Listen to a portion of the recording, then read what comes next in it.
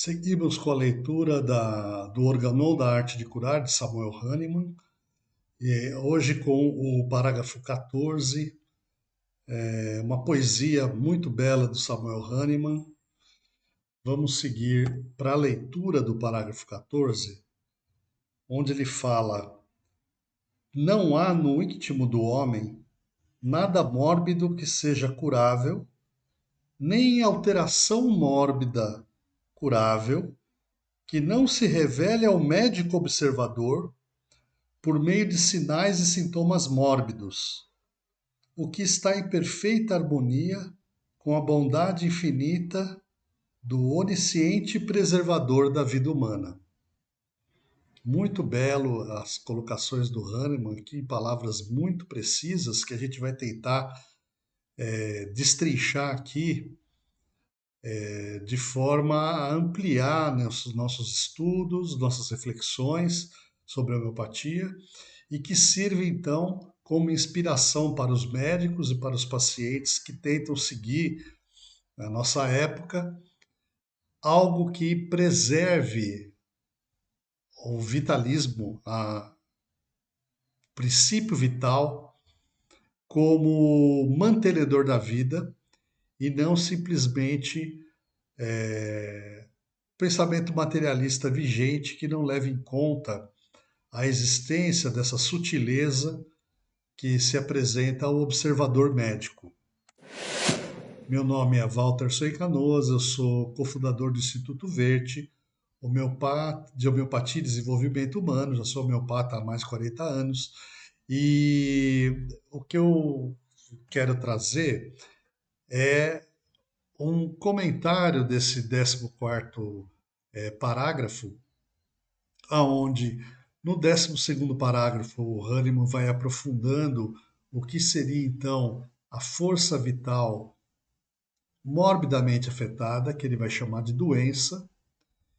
e depois o parágrafo 13, onde ele vai colocar também a necessidade da gente separar essa alteração vital mórbida das consequências da reação dos mecanismos de defesa do organismo que vão ocasionar as moléstias, que são quadros com alterações funcionais e anatômicas crônicas, né, que evoluem ao longo da vida do paciente, né, que é uma noxa qualquer contra as quais ele reage. Então, ele fala aqui nesse parágrafo que não há princípio mórbido oculto escondido, que é o que nós discutimos no parágrafo 13 do Matéria Peccans, como esse princípio mórbido oculto, como, por exemplo, hoje é colocado o vírus, a bactéria, que a gente não está encontrando, mas que deve estar lá dentro provocando a doença, né? Ou as deficiências ou faltas, né? Então, faltam algumas substâncias ou há substâncias em excesso no organismo que precisam ser removidas, né? E essa matéria peccans leva de forma tão arraigada ao pensamento materialista que a gente nem percebe e a gente está usando como uma forma de explicar, né, esses mecanismos, né, que na verdade nada no corpo humano é mecânico, tudo é dinâmico. Por isso que a gente vai falar em princípio vital e força vital, que é quando ela está em atividade, é uma força vital, né? Então tem por base a vida que é mantida através do processo de energia. Então ele acrescenta também aqui, ó, que nem nada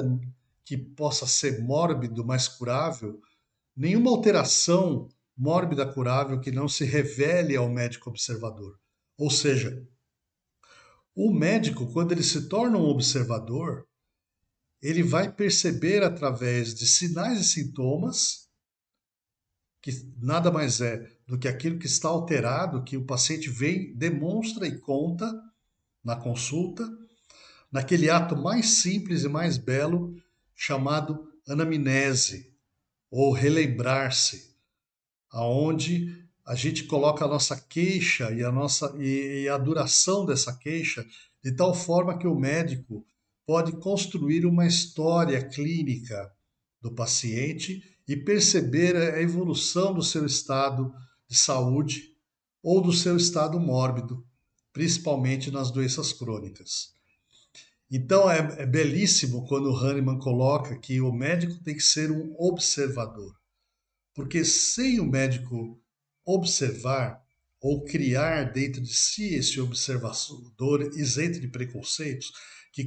consegue escutar o paciente, que consegue receber do paciente as informações e depois, através também dos seus sentidos, captar os sinais através do exame físico e também da propedêutica dos exames, da propedêutica chamada armada, né, que são os exames complementares, fazem parte, né? A gente ter esse quadro de sintomas e sinais que vão nos indicar que espécie de doença nós estamos lidando e que espécie de moléstia está evoluindo naquele organismo. Então, antes de mais nada, né, é, esse estado de harmonia que é mantido naturalmente através da nossa possibilidade de ação, da nossa autorregulação organísmica, que promove o estado de saúde, ou seja, faz com que a saúde seja predominante frente à doença, a gente pode ter então essa harmonia e bondade infinita mantida, que é através do nosso onisciente preservador da vida humana. Eu acho muito belo o médico trabalhar com uma visão ampliada daquele paciente, não só como uma doença, no sentido de moléstia, de alteração de saúde, com um nome, né? Então ele não é aquele nome diagnosticado, e sim um indivíduo que tenta, através, restaurar a sua harmonia através desses princípios vitais que são nos dados pelo Criador. Então é muito interessante o Hahnemann ressaltar essa função do médico observador como esse indivíduo que vai olhar tudo de uma forma ampla, que vai fazer uma escuta do paciente, né? Estamos numa época muito difícil disso ser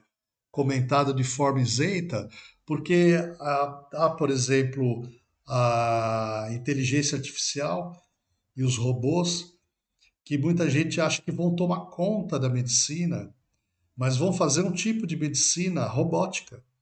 um tipo de medicina baseada em conhecimentos mortos, que não observam aquele indivíduo e sim parâmetros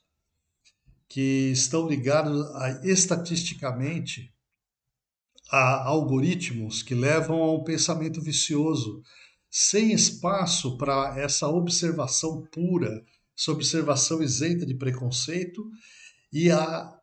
o principal elemento da anamnese, que é receber a história clínica da forma como o paciente relata, porque aquilo que ele relata está de acordo com a sua história, com a sua paisagem interior, com a sua história pessoal. Ou seja, estamos diante de um indivíduo que tem uma pessoalidade. Essa singularidade adoeceu. Então, nós temos o que o Hahnemann belamente também coloca, uma espécie de doença e uma espécie de reação que dá uma moléstia, uma espécie, um diagnóstico que é uma espécie de adoecimento peculiar àquela pessoa, àquela singularidade. E precisa ser visto como qual, não como uma fórmula estatística. E todos nós sabemos que um bom ouvido às vezes faz um tratamento mais profundo do que a gente possa imaginar. E que mobiliza então essas forças de harmonia e de bondade infinita, que é o que mantém a vida sobre a Terra. Obrigado e seguimos aqui com as nossas reflexões. Um abraço e até a próxima.